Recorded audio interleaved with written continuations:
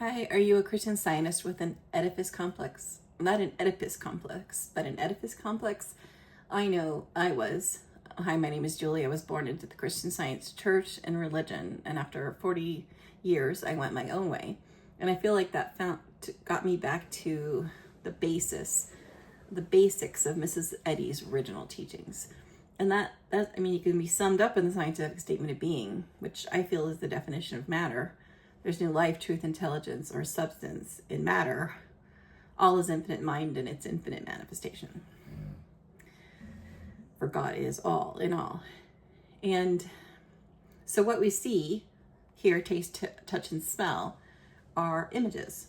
Images, our thinking. We get to see our thinking. In this stage of existence, we get to see our thinking. We get to see what we think of ourselves and others and what others think of us. I mean, it's both an individual and a collective thing that we're seeing. The problem is we got confused. We thought the images were us, and we suffered an identity crisis. And that's really what the Adam and Eve allegory is about. We all of a sudden now we think we're the human mortal body instead of the eternal infinite soul, the immortal being, the eternal being, the being beyond form. We are the being beyond form that's only, making these images, or these images are occurring in its thoughts, our thoughts. So we've kind of switched our identity from this magnificent immortal being to this really limited mortal self. Material existence is limitation. It's once you believe you're matter mortal, then you believe you're living in a world of limitation, because everything in the matter-based world is limited, but everything in our real world, where we really are home, our real truth, is not limited. It's unlimited. So when I was doing this unwinding, when I was asking God to unwind me from my false identity, one of the things that came up, which I was really surprised about, was my edifice complex. I know that I was at Sunday school until I was 20, and then I was off and on for the next 15 years, and then I got back into it. And when I got back into it, it was because my teacher had said, don't be afraid to join churches. Join a church. The disciples got a whole basket full after they passed out the loaves and fishes. And so I was a really loyal student, and so I joined our local church. And I got immediately on every committee because there weren't that many members and they needed help. So immediately, I worked my way through counting committee, Sunday school committee. I taught the little kids in the high school. I was on the lecture committee, the music committee. I was on the board. I was the board chair. I was the first reader for a short time. Reading room committee, you name it. I think the only thing I didn't do was the children's room. And at the time, I wasn't working. And so I spent most of my days working for the church. I was their treasurer, and the clerk and I both didn't have outside jobs. And so we spent much of our time working at the church or for the church, or hiring groundsmen and paying bills and cleaning and organizing and keeping up with correspondence. And I started to get introduced to this concept at that time that Christian Science we had Christian scientists, and the religion and the church had veered off course, that we were stuck in some religion and church organization that kind of we had created as mortal mind, but that wasn't Mrs. Eddy's original intention. And so I was asking God to unwind me from my belief that I was a mortal identity. And I was really surprised when, my edifice complex came up. And when I realized all the work that I was doing, the hours, the countless hours that I was putting in, the big decisions that we had to make. I mean, the quarterly meetings, our quarterly meetings would be really long, and just trying to get simple agreement on things. And we had all kinds of different, opinions and ways of looking at things. And it was a very mortal, material like process. It was, God wasn't in it. It was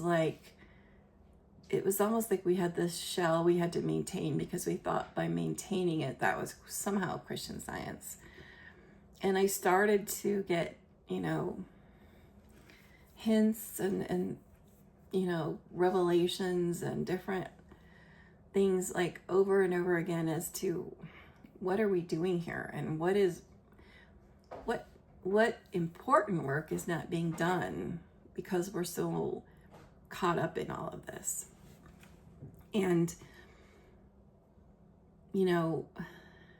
as a reader, I was taking reading lessons and learning, what to emphasize and what to de-emphasize. And that was starting to conflict with, well, I really just want to understand what I'm reading, because if I'm studying it all week and I understand it when I speak it, it's going to come through.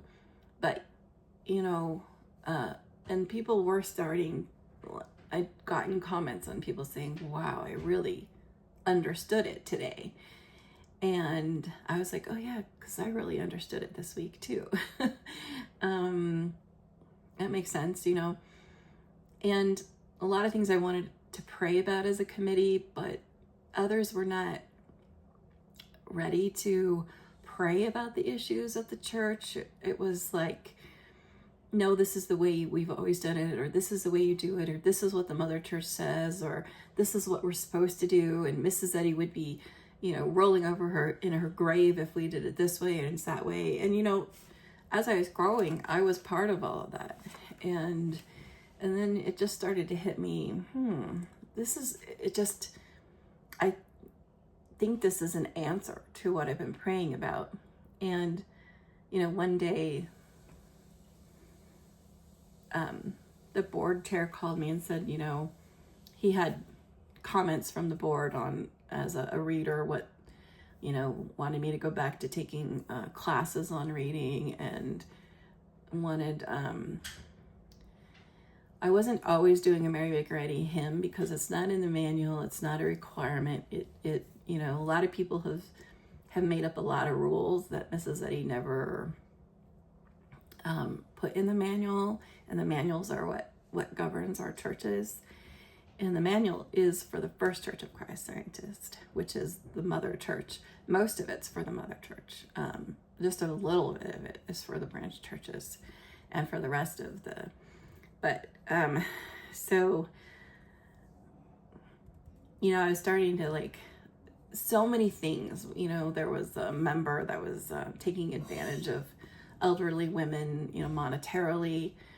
And when I brought that up, I was told, we don't do that. We don't talk about error. We don't think about error. We don't do any of that. And this member had drove out another member, and was kind of reigning over the church with a sense of entitlement. And it turns out it was hypocrisy. There was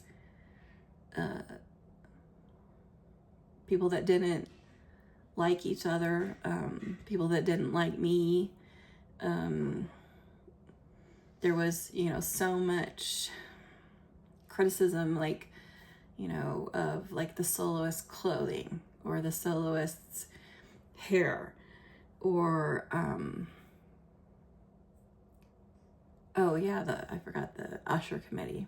Yeah. Been on that. Or, the different place, where do we place the flag, and so many things that people would just tell me, just, this is Christian Science, they would say, and that's not, and this is, and that. And I just found it was it wasn't a place where everyone was kind of just working on their own individual growth. in waking up from this mortal illusion. It was really a focus on the mortal illusion and on trying to make the mortal illusion come into alignment with each of their own individual belief systems. And originally I was part of that. And it just, at one point one day when I got that call, it came clear. I'm like, yeah, this is, Christian Science is not what these people want. They want a church and a religion. They want a place to go to and have, conversations in the foyer after church. And, they want to have their little committee work and go home. But they're not, these people are not about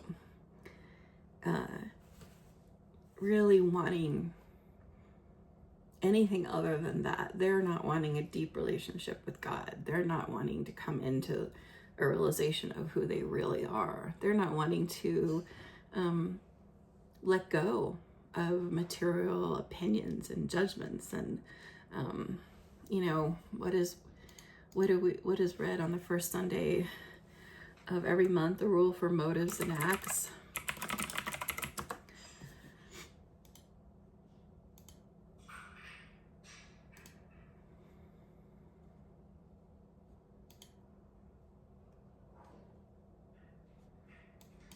Neither animosity.